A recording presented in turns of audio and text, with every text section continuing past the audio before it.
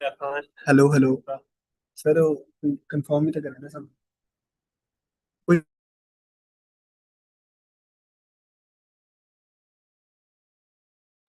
Hello hello mic कहाँ पे है? सर माइक इसमें ही है। नहीं नहीं सर, ये माइक नहीं कनेक्टेड है। तो हाँ फिर जी, हाँ जी, we can hear you doctor Piyush.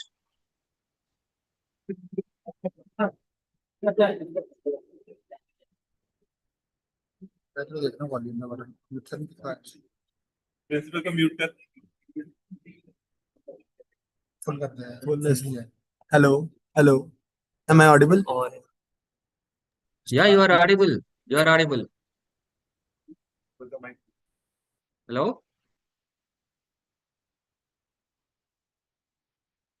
Hello.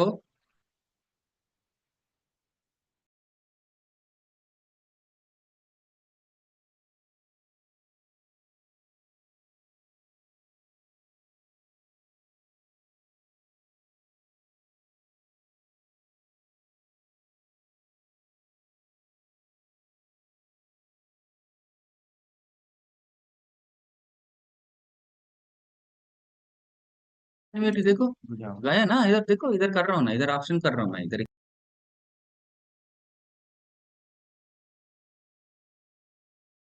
Unmute है देखो। Done. Hello hello, am I audible? Hello. I am Audible.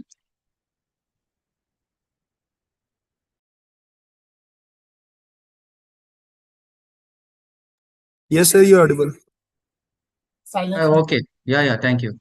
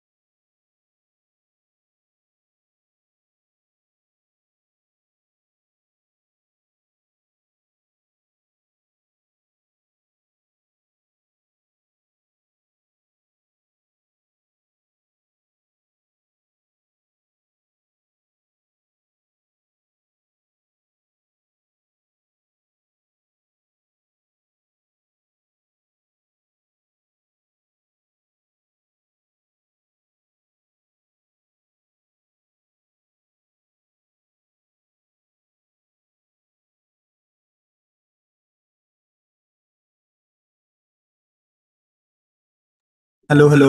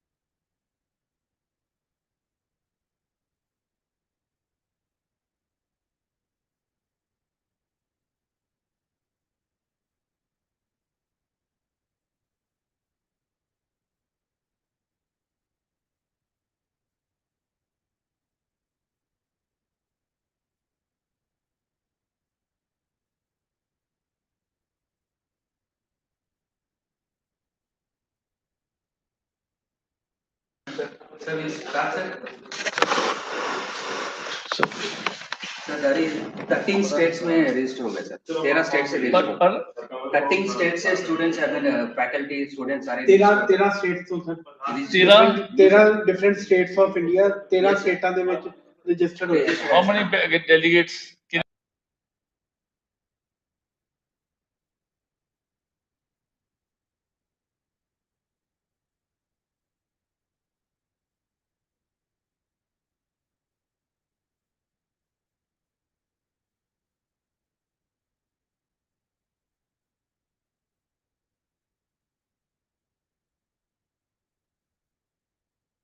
मैं वेलकम करूंगा आप लोगों को उसके बाद आपका स्पीच है सर देन सर ठीक है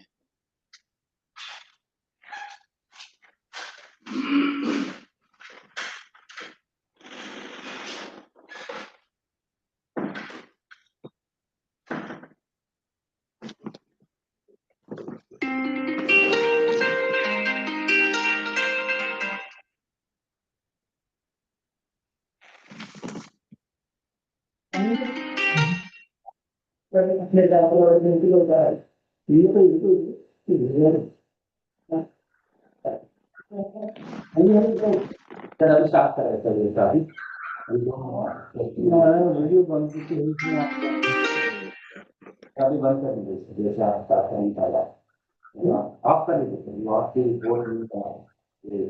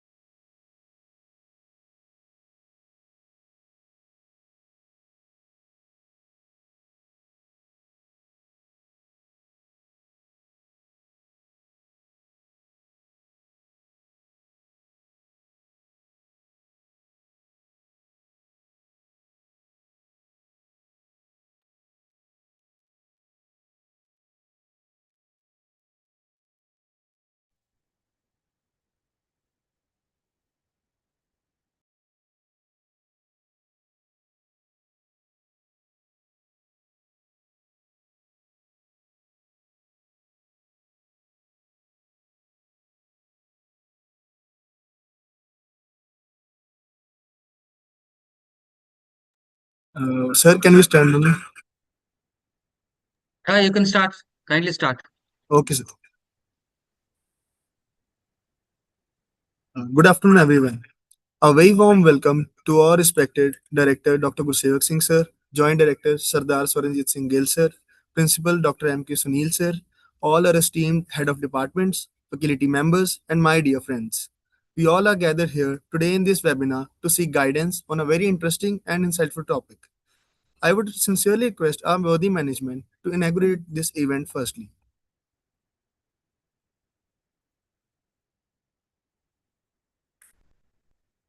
Before we proceed further, I would like to take a moment to introduce our well-renowned institution. The Shmesh Institute of Research and Dental Sciences, Faridkot, Punjab, is a postgraduate research institution established in 1992 with the objective of promoting oral health sciences, research, and innovation. Our institute is recognized by Dental Council of India for 100 BDS seats and 28 postgraduate seats and is affiliated with Baba Farid University of Health Sciences. Academic excellence is a proud tradition of our institute. As our students consistently rank among university toppers, this stands as a testament to a commitment to quality education, advanced clinical exposure, and research. Now we have a short video presentation of our college. Kindly have a look.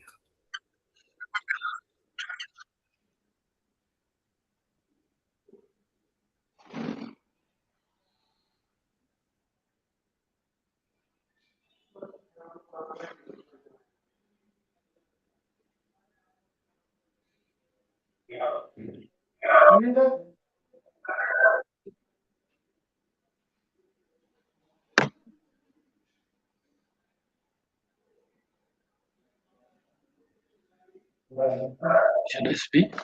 Like a video presentation of college दिन है theory है तो ये mute कितने हुए हैं सारे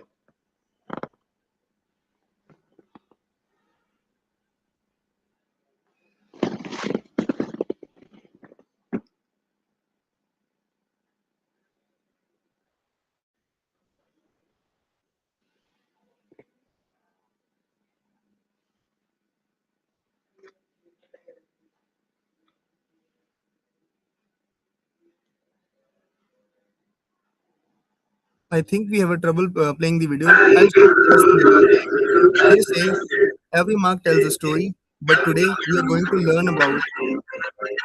learn how to make those stories speak the truth in the court of law.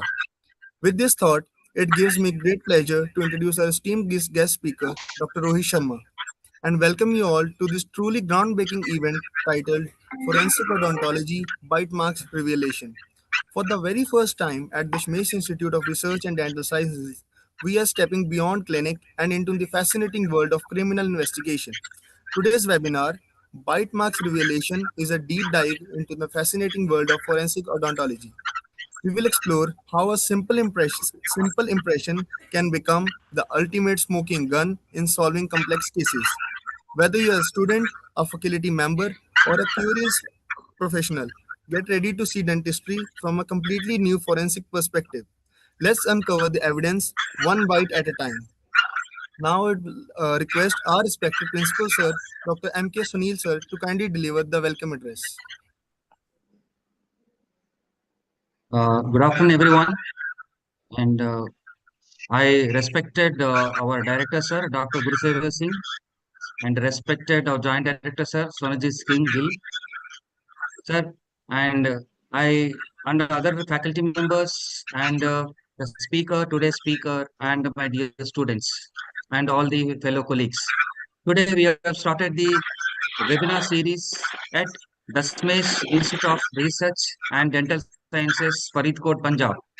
So I think we have a eminent speaker today, Dr. Rohit Sharma, Professor and Head, NIMS Dental College, Jaipur, and he is the most experienced in the field of oral and maxillofacial pathology, and definitely he can give the justice to the definitely the people who have been joined in this particular webinar. Now, and I thank to our management for giving an opportunity to explore the this particular series of webinar in all the specialities in India. So that all the delegates can directly explore the knowledge and they can able to uh, see that what is the recent advancements in particular field. Thank you so much.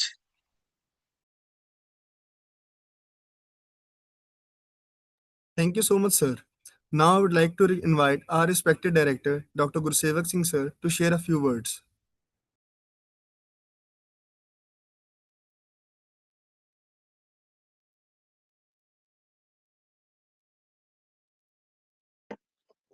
Dr.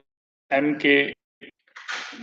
Sunil and our Department of Oral Pathology, Head of the Department, Dr. Kaval Singh and Dr. Piyush, along with Dr. other members of the faculty members and the students and the delegates. First of all, I congratulate Principal Saab who has done a wonderful job to start a webinar in this college, and this is the first time he has introduced, and I am very happy. Okay, this will be continued every month, once in a month, every week, every month.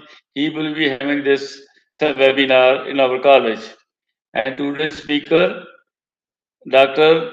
Rohit Sharma, who is he's a professor department Jaipur, him, and he's a speaker. He will be giving knowledge to those delegates, those who have come from the 13 states of India, and about 460 delegates they have joined. The topic of this webinar is forensic ontology, bite marks, and truth structure. That will be imparted by this Dr. Rohit Sharma. I congratulate all the members, those delegates, those who have come, and I also thankful to Dr. Prahlad also for organizing this webinar. Thank you very much.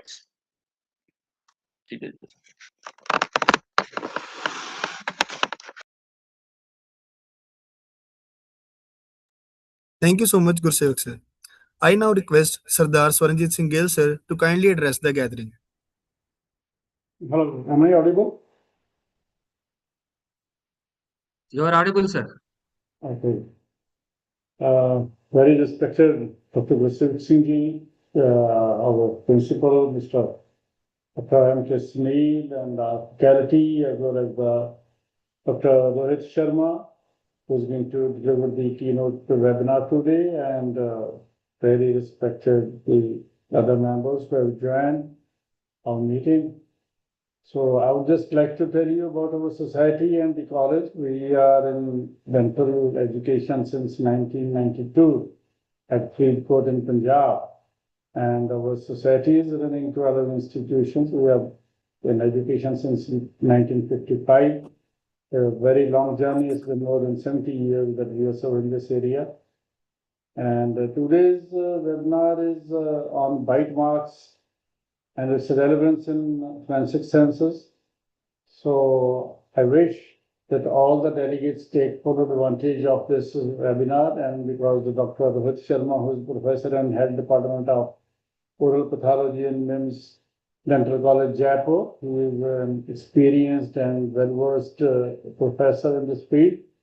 And I hope all of us are going to take advantage of his knowledge, because this is going to be a very in thing in the near future. Its relevance and curbing the crime and how to detect these bite marks. The rest of the things will be delivered by Dr. Rohit Sharma. A lot of thanks to Dr. Rohit Sharma also for conducting it, and thanks to Mr. M.K. Sunil and our staff, the entire staff of our oral pathology department for conducting this webinar.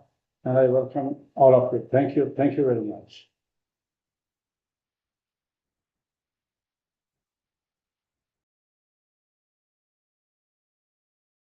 Thank you so much, sir.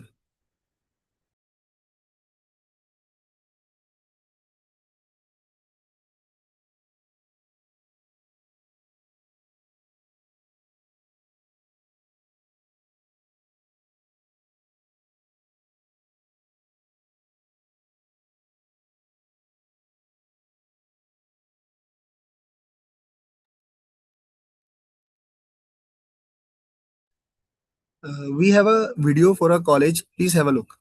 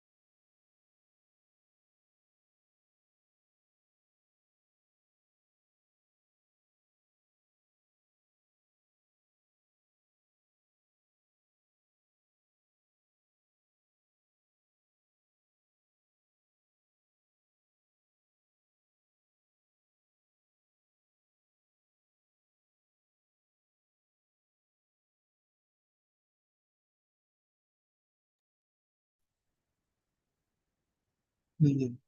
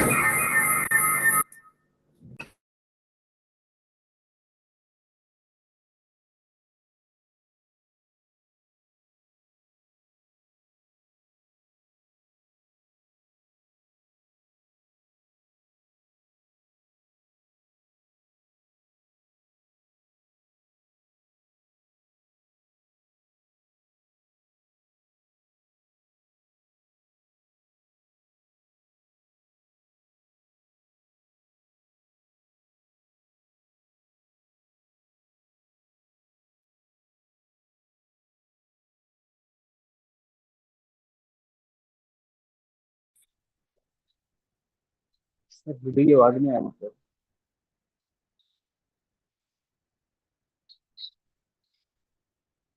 Hello hello hello mic check.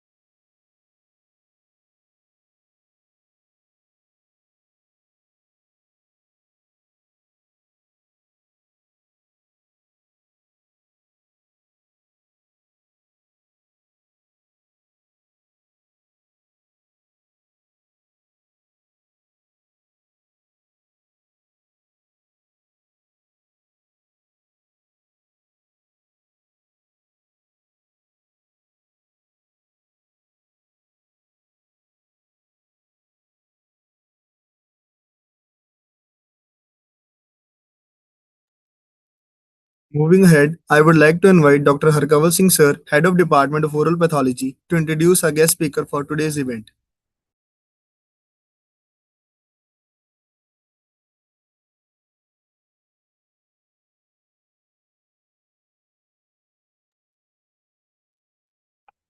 Thank you, Assange. I would like to welcome the guest speaker of the event, Dr. Rohit Sharma. He is a renowned oral pathologist. He did his BDS from Bangalore in 2006 and MDS in oral pathology and microbiology from Jaipur Dental College in 2010. He is presently working as professor and head in the Department of Oral Pathology at NIMS Dental College, Jaipur.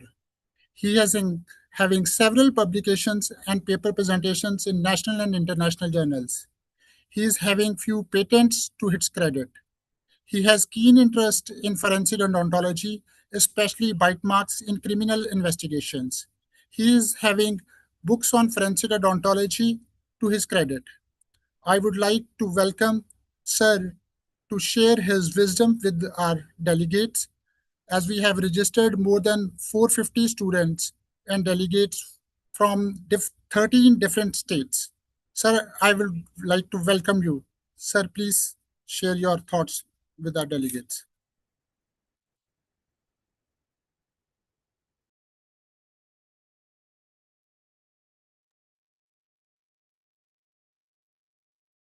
Kindly share the screen.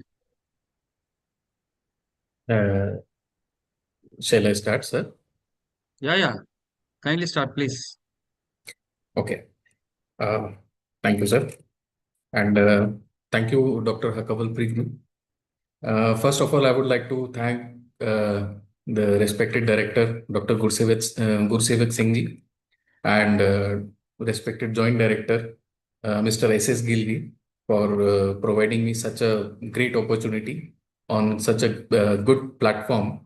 And then next, definitely my teacher, my mentor, and still my best friend. I think my best friend, Dr. M.K. Sunil, sir.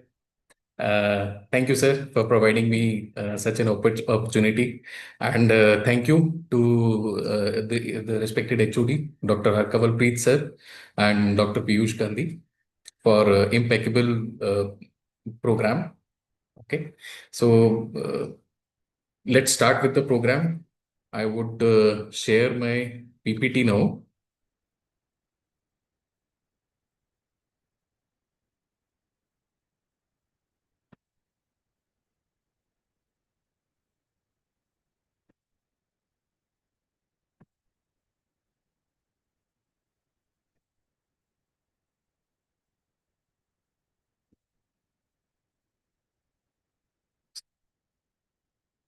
Yeah. Yeah, we can able to see. It's visible, Nazar? Yeah, visible. You can start. Yeah, kindly. Okay. Now, uh, what I was told and what I was informed was basically this program was supposed to be at the level of the UGs. And definitely, I concur with this particular thinking of our आपके जो principal हैं doctor M के Sunil sir, मैं उनकी इस बात से बिल्कुल मानता हूँ, इत्तेफाक रखता हूँ कि you should start with forensic odontology at a BDS level, because definitely at this particular time forensic odontology is not that much prevalent or not that much influential in Indian subcontinent. That is basically I think because of many factors, but still we are not this is not the scope or topic of today's this thing webinar. So what we are going to talk today is bite marks. And as I think everybody in today's world of information, everybody knows at least something about forensics. How forensics play a part in the regular investigation of a case. We have seen many cases, unfortunately, in particular in this time. Unfortunately, there have been many cases in which many forensic investigations have been done in different cases. So one of the main thing what as dentists we should know is forensic odontology. We should have at least some idea at least a preliminary level. So forensic odontology is still starting to pick up in India, and it has come out to be a good field of research and job opportunities. So there are various facets to identifying a criminal, various facets for forensics investigation. But one of the thing is the forensic odontology. Okay. Forensic odontology, among forensic odontology, you can have many things like we can use many things such as bite marks, such as lip prints or other kind of things for age estimation or uh, identifying or convicting a particular person for that particular crime. So one of the main thing is the bite marks that we have been using in the recent times. But what I think, I don't know whether you would be knowing or not, but being on a BDS level, that bite marks are not a new thing for us. Actually, this has been going on since many, बहुत time से ये चला आ रहा है. Since many years it has been used, it has been employed, but not in the same sense as what we are using today. Okay, so the thing is, okay, first we will talk about certain things like bite marks. Why do we use bite marks? We can use bite marks because bite marks, as you know, with fingerprints are unique to each and every person. Similarly, we have bite marks. Bite marks are unique and unique to each and every individual. So using that bite mark, we can identify a person, we can incriminate a person for a particular crime. Okay. And moreover, we are using more teeth more in recent times in forensic odontology because, as you all know, teeth are the most hardest object in our body. Teeth, they can withstand extreme conditions like heat and decomposition. In fact, teeth can withstand decomposition of many years. Even after many years of finding human remains, then also you can extract the DNA from the tooth. Similarly, the dentition or the jaws, they also remain for a long time. So what we can use jaws is for identification. Similarly, okay. So these bite marks, as you all know, bite marks are bite marks. So you bite on a subject object, and there are marks on that. The simple thing is that.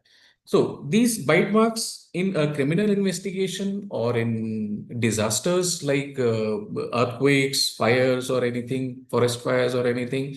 So these teeth and jaws, they can withstand the extremes of temperature, extremes of climate, and everything. Okay. So these bite marks, when we see, they are found on human body. They may be found on food items or any other object on the crime scene. Okay. Now, another interesting thing is, we might think that bite marks are a recent thing, but it is not. There is a, you know, there is a mention of bite mark which was in Garden of Eden. It is in this thing Bible. So in Bible, it is written that in Garden of Eden, when Adam chewed on that apple, there was a bite mark on that apple. Okay, so I don't know the exact story, but still, that is the one. Okay, another thing is William the Conqueror in 18th century. He was a this thing king. What he used to do was he used to use his bite mark on that wax seals for his unique identification. Okay, then in recent times, the I think the first case in recent times which was uh, done or which was investigated by forensic odontology was done by Ohio versus Robinson in 1870. So it seems Robinson was the thing. His wife was killed, and he had a bite mark. The a bite mark was found on the body of that female, his wife. So he was convicted, but at that time, one dentist specifically, he investigated those bite marks, and he concluded that Robinson was not involved in that particular case, or that bite mark was not of Robinson. So it helped in acquitting Robinson from the charge of murder. Then the next case was in Doyle versus State. So in Doyle versus State, what happened was there was a burglar. So it was a Doyle named burglar. He went in somebody's home and he did burglary and all that. So he chewed on some cheese. Okay, so when the investigators they saw that there is a bite mark on cheese, the investigator he made him bite on another cheese piece and uh, matched it and concluded that he is the culprit. Okay, Another case, another unfortunate case, I would say, is I think you all know nobody in India would be, uh, you would be not knowing this. So it was the Nirbhaya case in 2012 in Delhi gang rape case. So what happened was there were multiple bite marks which were found on the body of the victim, of that particular girl. So the bite marks were extracted from the body of that victim, and they were matched with the culprits or those who were convicted, and they were convicted with for the murder and rape of that particular girl. So this is the recent example what I can give you. Okay, it was a definitive and strong evidence what was given in the court, and it led to uh, jail for that particular case. Okay. Now, bite marks, what is the definition? MacDonald in 1972, he gave a definition for bite marks as a mark caused by teeth, either alone or in combination with other mouth parts. Okay. So what we think is only the teeth. What you would think about bite mark is only the teeth, but it is not only the teeth. There are perioral structures also which might leave any mark on that particular body or that particular uh, object. So even the lips and even the tongue is involved in making a mark on the victim's body. Okay. And then another thing is bite marks. They may be, we use bite marks not only for identifying humans, but also identifying animals. For example, in cases like dog bites. Okay. In cases like dog bites, or for example, it may even help in conservation of forests. Like if a tiger is considered to be man-eater, then that tiger's bite marks are uh, it is compared and it is ascertained whether that particular tiger was involved in that particular attack or not. So it may help in conservation of our wildlife also to a certain extent. Okay. Now, the classification of the bite marks, they can be commonly classified as there have been certain classifications which have been given, like McDonald's classification, Cameron and Sims classification, and Webster's classification. Okay. In McDonald's classification, basically it is based on the etiology of injury. Okay. What is the etiological factor of that particular injury? For example, your tooth pressure marks. So tooth pressure marks are the marks which are made purely due to the pressure which was uh, applied by the particular tooth. Okay. So these are straightforward marks. Just there was a bite and the tooth pressure marks are there, and we can identify, okay, this is a tooth and this is a bite mark. Then another thing is your tongue pressure marks. Now, what happens is when the culprit or when the perpetrator, when he bites on that particular area, sometimes he will take a big bite and the tongue would be pressing over that particular area too. So because of that tongue, can you see this central area? There is redness in the central area. You can see that these are the marks, the peripheral marks, which are made by the teeth. Okay, but the central area, what we are seeing here, it is made by the tongue, the pressure of the tongue.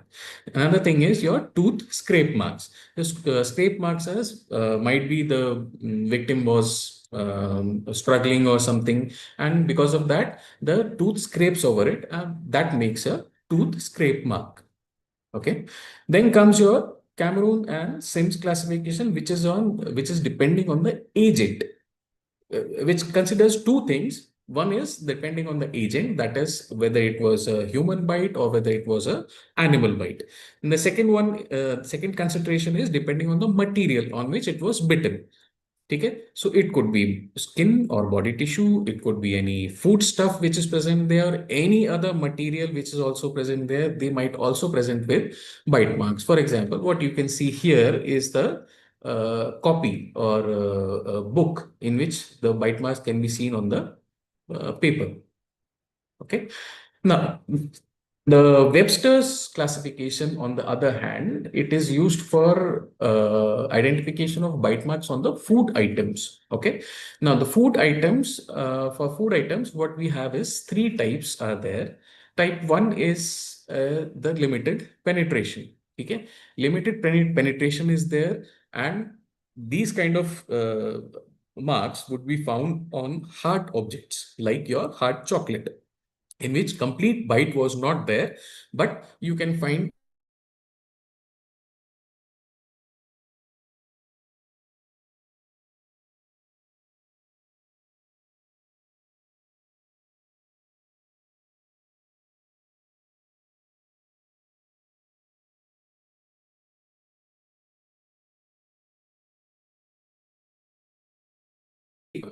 bite marks. Okay, type 3 comes your, for example, soft thing, soft material like your cheese, in which there is complete penetration and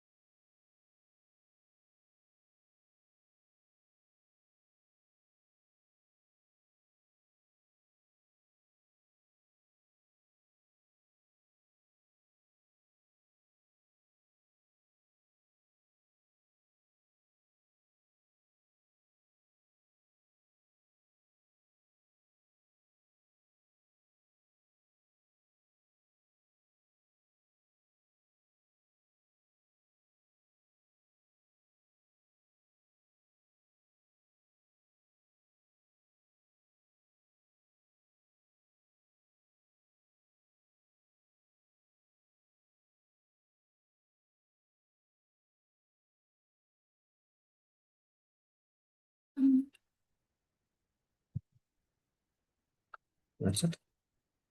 Slideshow on.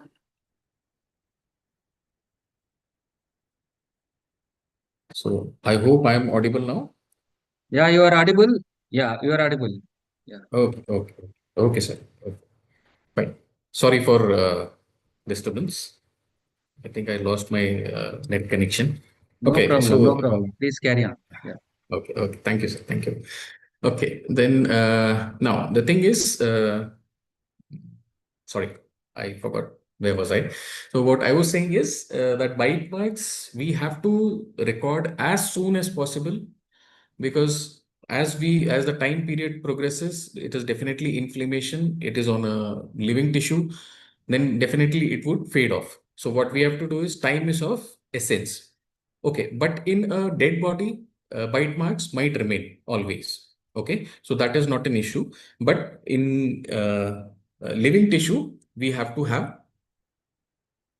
do very hurriedly.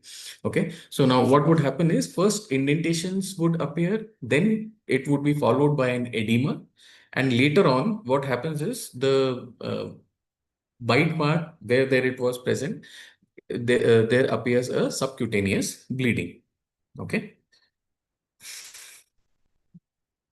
Now, what kind of bite marks injuries can you see? There are various kinds of bite mark injuries like indentations, bruises, lacerations, and avulsion of tissue.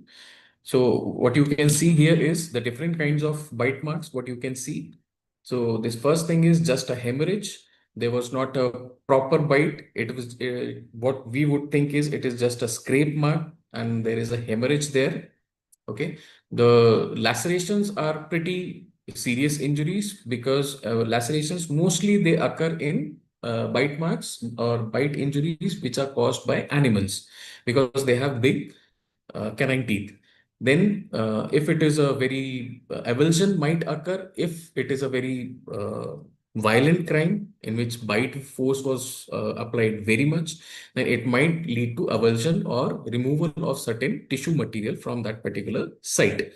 Then another thing is your contusions. Contusions are just hemorrhagic areas or redness kind of areas. Okay.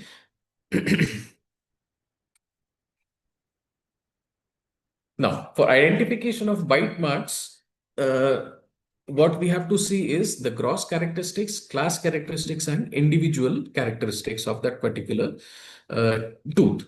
Now, in gross characteristics, what we would see, look, these characteristics, they help in defining. Look, what we have to do first is what are our first questions, what we should ask if we are going for investigation. The questions what we should ask is whether it was a human bite or animal bite. The first question is that. Sorry, first question is whether there was a bite. So first we have to determine whether there is a bite. Then we come to whether it is human bite or a animal bite. Then the next question comes is, hello, uh, I think, am I connected? Am I audible? I'm sorry. Yeah, you're audible. Yeah. Okay, sorry, sir. It seemed to be okay. Fine. So the first thing was whether it is a bite or not. Then whether it is from animal or human. Then the next thing comes is whether it is an adult or a child bite. Okay. And then we would look for certain unusual characteristics which are present in the bite mark. Okay. Then the last point comes whether these characteristics they can be compared to the tooth of that particular suspect or not. These questions would lead us to the solving of that particular case or solving of that particular bite mark. Okay, so the first thing what we would see is gross characteristics. So the gross characteristics for a human bite, we are not taking any animal bite in consideration right now. What we are taking is human bite. So in human bite, the bite mark would be circular or elliptical, definitely, because our jaw is shaped like that. Then definitely there would be a central area of ecchymosis. Then the pattern which corresponds to upper and lower dental arches would be present always.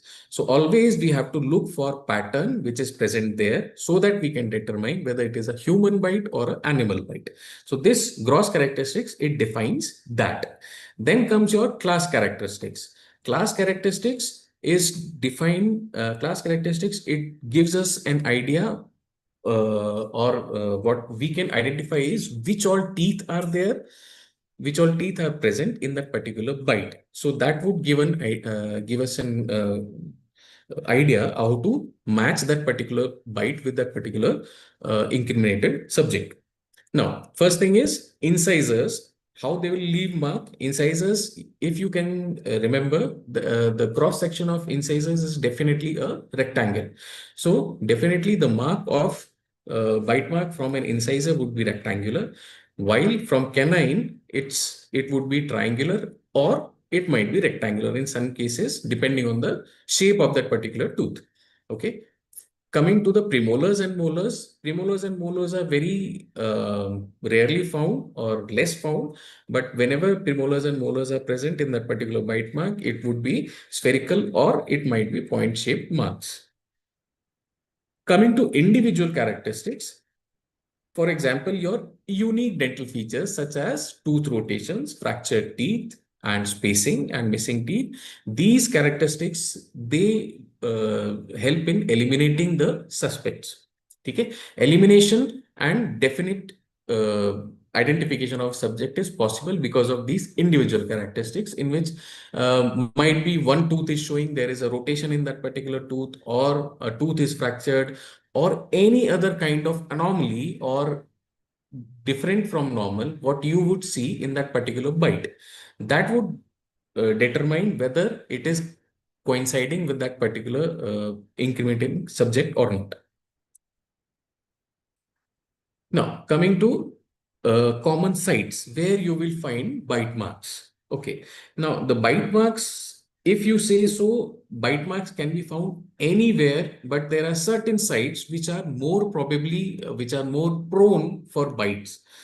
For example, in females, mostly what we see when we employ the forensic odontology is, or we see bite marks, is in violent crimes or the crimes related to gender. Okay, rape cases or anything, molestation cases, these kind of cases, you would find bite marks in on female body, on mostly on breasts or inner thighs or legs. In adults, mostly if you see in adults, males are mostly involved in fighting and all, so their marks would be more towards fighting and violent this thing confrontation. So in adult males, mostly you would find marks on arms, in fingers, or on shoulders. Okay, so these are the sites which would be exposed most probably in your fight or in this thing. Now, in child abuse cases or in children, if you find bite marks, look, the first thing is, as a rule, you being a dentist and you being a doctor and a dentist, this is your duty to see for such you know marks or such things if you suspect such kind of thing.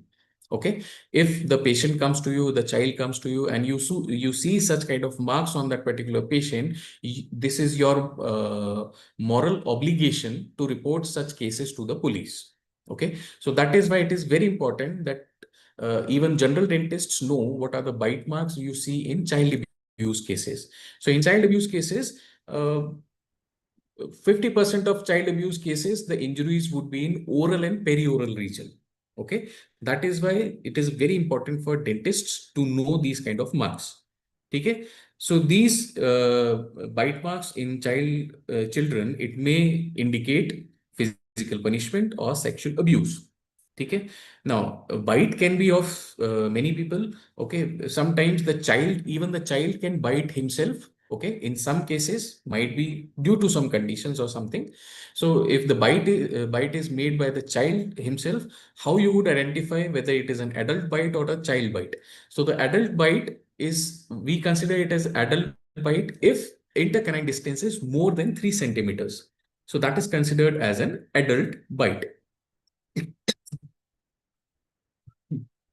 Excuse me. Now, there are certain guidelines which are given by ABFO, that is American Society of Forensic Odontology, for the protocol of bite mark analysis. So these were there are certain points that we have to go through. That is the description of bite mark, collection of evidence from victim, collection of evidence from suspect, and comparing the bite marks. So we'll elaborate all these later on. Now, the first thing is evidence collection. Evidence collection has to be done by many procedures. First thing is orientation photograph or close-up photographs. So we should use calibrated scales for measuring the bite mark along with the orientation of the bite mark. Okay, orientation is also important along with the proper measurement of that particular bite mark. Okay, we can also collect evidence through study casts which are made from the bite mark which is seen on the patient. And if we have a suspect, we also make cast from that particular suspect and we compare those cast and that particular bite mark. Another thing, what you should consider definitely is that we have to do a saliva swabbing for DNA comparison. Okay? Where there is bite, there has to be a saliva. So you have to always take swab before doing any investigations on that particular area so that you can get a DNA evidence that is irrefutable. Then coming to impression making, many materials are present right now which are good in impression making. So the most commonly used is rubber-based material nowadays because it has a good flow characteristics. Then another thing is we have to have a bite registration from the incriminated subject. Okay. Now, how would you do the bite mark analysis? Bite mark analysis is done by various procedures. First is metric analysis, in which there is measurement of bite mark dimensions. We have to measure accurately. Okay, the bite mark has to be measured very accurately because even a 0.5 millimeter of difference might uh, make a big difference. Okay, now the next thing is dental models. What we made, they are placed over the bite mark and we can determine whether the bite was from the same individual or not. Okay, but nowadays what many new modalities have come in which we can use 2D scans and 3D scans also on the dental casts. Okay. Now, how would you deduce from a bite mark? Okay. So how would you deduce is what your deductions would be from the bite mark are, it could be a definite biter. Definite biter means your findings, they are irrefutable and there is a definite correlation between the particular bite mark and what cast or what bite you have received from the suspect. Okay, so when most of the characteristics, for example, your intercanine distance and individual characteristics of teeth, if all of them are present in that particular bite mark and in that particular suspect, then it is a definite biter and nobody can challenge that particular uh, result. Then comes your probable biter. So probable biter and possible biters, in these both of these cases, we need more evidence to support our deductions. Okay. In probable biter, in probable biters, there is some degree of specificity to suspect's teeth, which is based on sufficient number of quadrant points. Okay, if sufficient number of quadrant points, that is major points, for example, your intercanine distance is there or one or two teeth are present, okay, which definitely coincide with that particular cast, then it is a definitely a probable biter. And a possible biter, okay, fine. The same thing, it goes on. Not the biter, definitely you don't find it demonstrates the features that could not have been caused by suspect's teeth. Okay? You don't see any features from any of the teeth of the suspect. Then there is inconclusive. You would say inconclusive only when there is either the bite mark is not that clear. For example, scrape marks are there, not exact, clearly bite mark is not visible, or if the suspect bite is not available to us. Now, this was about the human bite marks. Another thing, another facet of this bite mark analysis is animal bite marks. I think this is more interesting part, what you would find. I think I find it more interesting. Okay. So this animal bite marks, why we need animal bite mark analysis. There are many cases in which you would see that there are bites occurring on street, for example. Street dogs are there, they have bitten, okay, somebody, some death has occurred, and you have to determine what was the cause of the death. So definitely you would need a forensic odontology opinion. So in that case, we have to determine which animal caused the bite. We have to determine which animal caused the bite so that we can determine what was the cause of the death. Okay. So these animal bites you may find in accidental attacks, you may find in predatory attacks, you may find in post-mortem scavenging of bodies. Okay.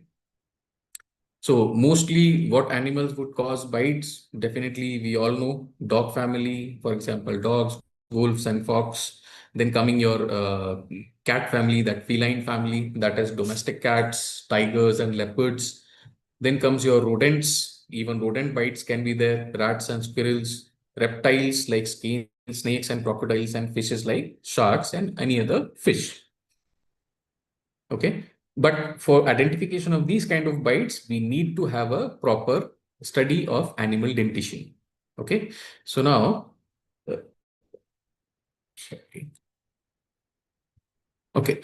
So now the characteristics of vertebrate dentition, if we see, that is for example, in fish dentition. Okay. The teeth mainly used to grasp or seize prey. Okay. Fish, they don't have teeth to shear the flesh. They have the teeth to grasp or seize the prey. Okay. So what they will do is they will bite and keep it there. Okay.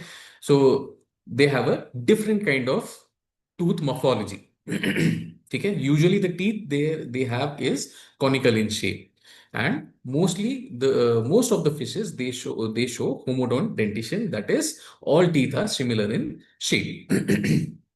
This is more helpful in shark and okay, this fish, if you know, this is a barracuda. Okay.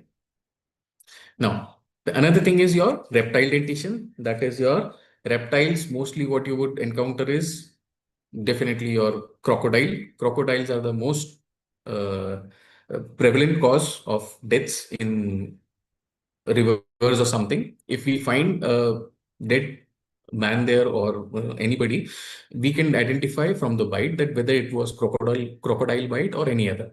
Okay, so their teeth are used for grasping prey and they are for combat. Now, usually all the teeth are conical or tricuspid. Okay, it is a homodont dentition. The roots would be simple and the teeth are ankylosed. One more thing is these are polyphyodont. Polyphyodont is multiple replacements of teeth would be there throughout their life. Okay. If one tooth goes and the next tooth, it will replace its place. Okay.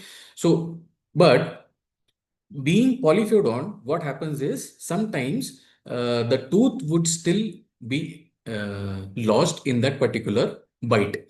So if you find such a bite or such a person with such a bite, you definitely have to you have to look for any lodged tooth in that particular uh, area. Now, another thing is snake bite. Now, why do we need snake bite? Now, snake bite we can use to identify whether it was a venomous snake or non-venomous snake. If it was a venomous snake, mostly venomous snakes, they have single row of maxillary teeth, and there would be two uh, large poison fangs, depending on the species of that particular species of the snake. Okay, so there would definitely be two fangs which are present. You can see here two fangs are present and the single rows of teeth are there in maxilla and mandible. But in non-poisonous snake, they would have two rows of teeth in maxilla, and in mandible they would have a single row of teeth. Okay, so this would differentiate between whether it was a poisonous snake or a non-poisonous snake. Now, coming to mammalian dentition, just like us, we are also mammals. So there are different types of teeth present: incisors, canines, premolars, and molars. the teeth are there attached by periodontal ligament. So mostly you won't find any tooth lodged in that particular wound, because normally mammals, they don't lose the teeth. Okay, the posterior teeth, they are multi-rooted. Okay, so what we have to look for is whether there are different kinds of marks. So that would give an idea whether it is a mammal, whether it is a reptile or what. Now, coming to carnivorous mammals like dog family, dogs, wolves, and foxes, they have a different kind of dentition in which they have three incisors in maxillary and mandibular. Canines, they have two canines, large canines. Premolars, they have four premolars, maxillary and mandibular. And molars, two molars in maxillary and three molars in mandibular jaw. Okay, the characteristics, what characteristics you would see is there would be two long, strong canine teeth. So there would be definitely two big gaps which are there made by the canine teeth. Okay. But along with the canine teeth, you will definitely find incisors with central cusp and side loops. Okay. In cat family, it is slightly different.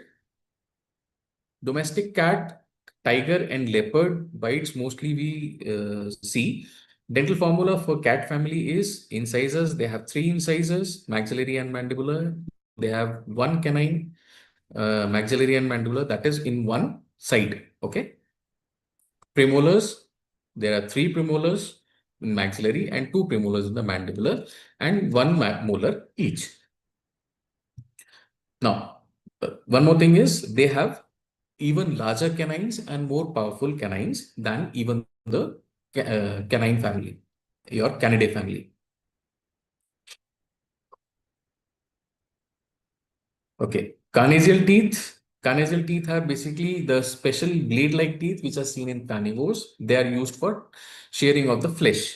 And when you see the bites of such animals, there would definitely be lacerations. There would definitely be shearing of the flesh. That would give a good idea of which kind of animal was involved in the bite. Okay. Another kind of bite what we encounter is the rodent dentition. Okay, rodent dentition, it is not normally seen until unless the rodents are either affected by rabies or some misfortune or unfortunate accident. But still we should know. So in rats and squirrels, what happens is they don't have any canines and premolars. They have only incisors and molars. Okay. But in incisors are chisel shaped, and there's definitely presence of diastema. You can see that there is diastema present between the mandibular, your incisors here in maxillary also. Now, how would you differentiate between human and animal bite? Human and animal bite, first thing is arch shape. Human bite would also always be a broad U-shaped bite.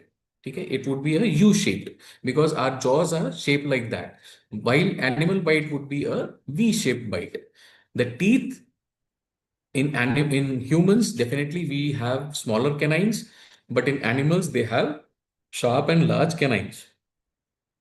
Bruising is common in human bites, but in animal bites, we see more of lacerations because they are mostly predatory and mostly violent.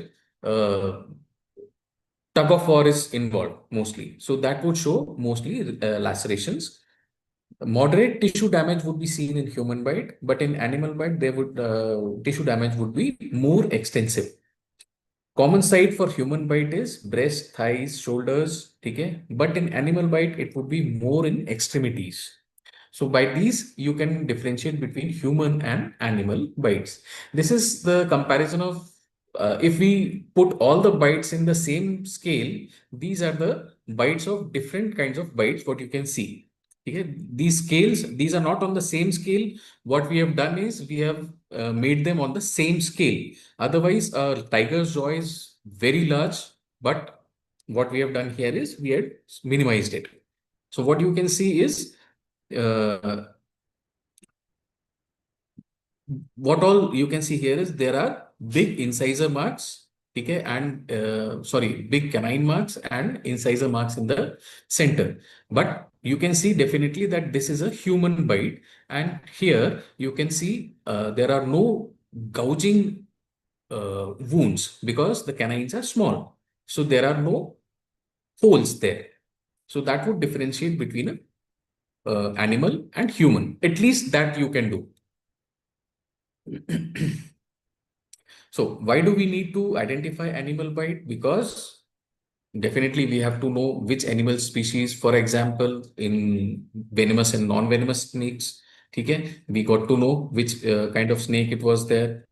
Legal investigation, whether it was there, whether the bite was before death or after that antemortem or post-mortem. Okay.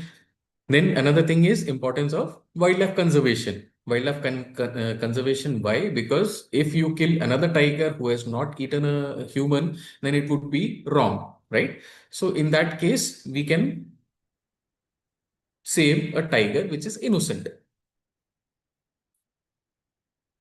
So that concludes our bite mark webinar today.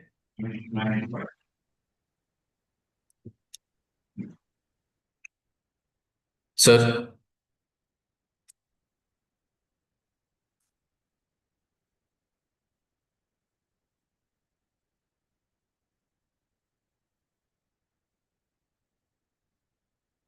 Any questions? Any doubts?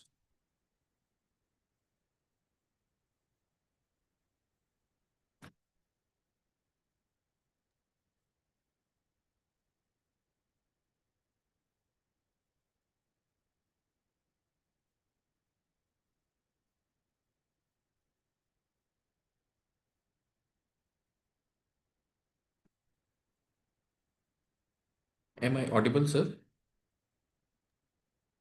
Hello. Yeah. Hanji, sir. Yes. Thank you so much, Dr. Rohit. And Thank you you, are sir. enlightened the topic with proper evidences, the way you have given in importance comparing of human as well animal bite marks in the role of forensic odontology, and it's really appreciable. And I hope all the delegates who have been listening for the past 1 hour, I think definitely they'll be benefited of this knowledge and the scope of forensic odontology in future. And kindly accept our letter of appreciation from the college side. So we Thank appreciate you. you, your valuable time, and you have given a lot of importance given in the scope of the forensic odontology, particularly the nowadays, which is more the way it's a lot of crimes are happening, and you know that the evidence is more important in the field of forensic. So thank you so Definitely. much from the Thank you, sir. on behalf of the Smith Institute of Institute of Research and the Dental Sciences, Faridkot, Punjab. And thank you so much for accepting our invitation and be part of this webinar. Any questions, Thank you, sir. kindly put it in the chat box. Okay. So I think there was a small question what are the materials has been used, particularly in bite marks? Is there any other latest techniques have been come out now that digital or AI role is going on in each and every field? So can you highlight about the AI in the field of this thing, particularly in the bite marks? Yes, definitely. AI has been employed in the recent times. Basically, what uh, I would before the AI, as you might be knowing, sir, that 3D methods of bite marks have been Exactly. employed Yeah, before yeah. also. Mm. Yeah, So it is definitely employing 3D methods, and it definitely leads to the AI, because yeah, as we are going forward with the more and more more and more forwarding of that particular technique. So what yeah, happens is nowadays there are more records that can be found of that particular patient, and more and more records are being kept. So in yeah, that case, AI becomes more important. AI becomes more important because that may lead to very easy, very definite, and very quick identification of suspect and acquittal of that particular subject. So that is definitely a coming this thing. But what I think, still India is in a growing phase, and we need to do much Yeah, more yeah. We in are the in that field. infancy stage, particularly in the field of AI. I think hope in future times, settling it will be definitely a remarkable position in the field of forensic. Thank Definitely, you, all the because delegates. I thank you all the delegates and the faculty members and the students who have been participated enthusiastically in this webinar. Thank you, one and all. Thank you.